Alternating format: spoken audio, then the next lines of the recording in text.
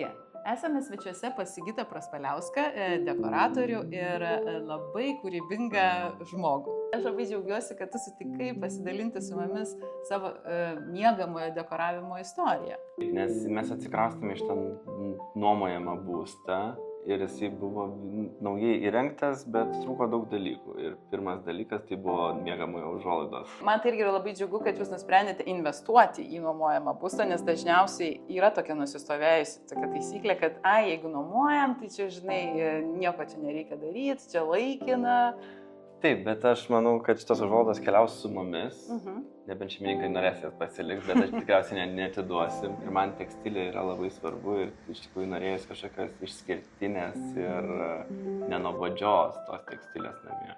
Tai ko norėjosi miegamajame? Kokios, reiškia, to rašto, reiškia, ir grafikos? Ieškojom, kad būtų geometrinis raštas, tai norėjosi kažkokių formų, ar ten zigzagų, ar kvadratėlių, kad nieko konkretaus, bet toks išplaukęs.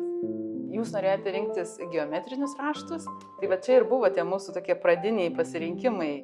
Taip, ir jie ganėtinai skirtingi tarpusavy tokie buvo, tai šitas gal per tamsus mes derinam jį prie lovūgalio. Jo, nes jūs turėjote tą paveldėtą lovą, kuri buvo jau. Prie kurios norėjom derinti, kad ir truputėlį atspalvis netiko. Yra širdyje likęs ir aš labai norėčiau šito, turbūt, audinio kitam kambarį. Tai galbūt mes jį pavyks pritaikyti svetainėje. Čia yra Osborne & Little audinys ir jis irgi yra puikus, siuvinėtas, irgi turi tokios prancūziškumo. Bet galiausiai laimėjo švelnus geltoni tonai ir aš įsivaizdavau, kaip ryte saulė iš kitos pusės per šitą užuolaidą švies ir kad truputėlį bus to geltonumo ir kambarį. Tai gal aš norėčiau pasidalinti irgi su mūsų, reiškia, žiūrovais tą meilę, kaip jinai atsirado, nes... Taip, iš šitos nuotraukos tikrai buvo meilė iš pirmo žvilgsnio, kai pamačiau, kaip šviesa krenta per šitą audinį ir kaip galima būti jos prašviečiamumas, tai supratau, kad tikrai tiks ir pas mus namie. Visada tos fotografijos labai padeda dekoruoti savo namus. Ir čia dirba daug dizainerių, kad visus derinius suderintų audinius tarpusavėje. Jos tikrai yra labai praktiškos, nes ten gali iš karto pamatyti galimybės, kaip dekoruoti. Čia visada gali pasisemti idėjų, nes čia dabar pamatysime gyvą pavyzdį, kaip buvo atkartota šita kompozicija. Tai galim pakalbėti apie tai, kokių mes čia iššūkių. Atrodytų labai paprasta, ar ne? Vienas langas, gražiai pasiūtos užuolaidos, bet aš iš pradžių jas buvau pasiuvus iš 2 dalių, o tu primygtinai po to prašai manęs persiūti. Aš norėjau vieno didelio gabalo, būtent, kad būtų viskas viename svoryje ir kad galėtume iš lovos atitempt vieną ranką ir atsitraukti langą, kad nereikėtų išlipti iš lovos. Tai dar galim pakalbėti irgi apie karnizą, nes dažnai žmonės įsivaizduoja, kad karnizas turi būti tik tais prie lango, o mes jį padarėme per visą sieną.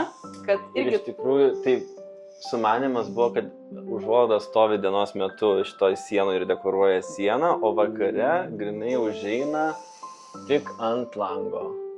Ir tada vėlgi kambarys atrodo erdvesnis, nes ten yra atsilaisvina kampas. Visą miegamojo kompoziciją užbaigia pagalves ir lovatėse, nes kaip kitaip, iškia lova gali būti tiesiog kaip nuoga. Taip, tai šitos pagalvės man labai patiko, nes mes ir fotelį paėmėm tą patį audinį ir šitos garstyčių spalvos labai dera ir prie užuolaidų. Čia mes turim tokią klasikinę, galima sakyti, dekoravimo kompoziciją, kada naudojam smulkų raštą, beveik vienspalvį faktūrą ir kažką labai stambaus ir tada užuolaidos pagauna tokį grafišką elementą ir viskas susijungia ir susikuria tokia pilnatvė. Šiame mažame miegamajame yra dar viena nuostabi istorija, tai yra fotelio istorija. Ir mes su Sigitu dalinamės tą pačią aistrą, baldų atnaujinimo aistrą. Taip, vintažinių baldų atnaujinimas. Tai aš iš tikrųjų čia yra net ne pirmas baldas, kurį atnaujino ir atnaujino savo rankomis. Tai yra pats. Nes tu esi dizaineris, dekoratorius. Taip, ir mėgstu darbuotis rankomis. Tai iš tikrųjų labai džiaugiuosi šituo ir gobelenu, ir šituo baldu, kuris buvo pirktas jau su idėja, kad jį atnaujint.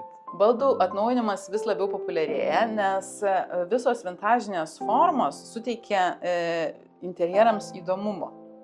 Ir jos yra ypatingai gražios. Ir kada yra labai graži baldo forma, tada mes galime... Taip, tai šitie, pavyzdžiui, išlenkimai, tos kojelių, toks subtili elegancija, ne per daug klasikinis ir man...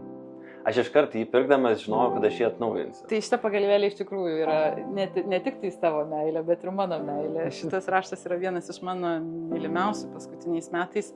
Ir kas... Tai gerą akį turiu, bet pasirinkiu. Čia, žinai, viskas apie meilę, nes net ir pati kolekcija vadinasi Žitem. Matai, tai mes kažkaip tai jautėme. Tai aš labai džiaugiuosi, kad taip gražiai čia mes viską sudėliojom tavo kambaryje. Ir ką tu galėtumai irgi patarti kitiems, kas nuomojasi būstus, kaip dekoruoti ir kaip įsirengti? Aš manau, kad reikia nebijoti brangesnių dalykų, kaip pavyzdžiui, ten geros užuolaidos arba geros gobelenas baldams atsinaujint, nes tie dalykai keliauja po to su tavimi. Ir kai jau kuri savo namus, kurie ilgesniam laikui bus, tai tu ateini su bagažu. Tai jau atsineši kažkokią, kaip su meno kūriniais. Taip, ir jie keliauja ir jie, pavyzdžiui, visi paveikslai ir ten veidrodžiai kažkas, jie po to naujose namuose suspindi visai kitose vietose ir naujai. Tai visi gražus daiktai ir objektai, tiek ir meno kūriniai, ar tai būtų namų tekstilė, tai irgi kaip kuria tavo paties gyvenimo istoriją. Ir tu juos perneši į naujus namus ir kaip kad jautiesi su tais daiktais naujoje vietoje vėl kaip namuose. Taip, ir dėl to norisi rinktis kažką įspūdingesnio ir raštuotesnio ir spalvų nebijoti gyvenime. Mes tikrai nebijome spalvų. Visiems, kurie yra pasiilgę spalvų, nori atnaujinti namus ar įnešti daugiau raštų ir gyvybės į savo interjerus, kviečiu užsukti į salonus Retroforma ir kurti jūsų namų istoriją kartu.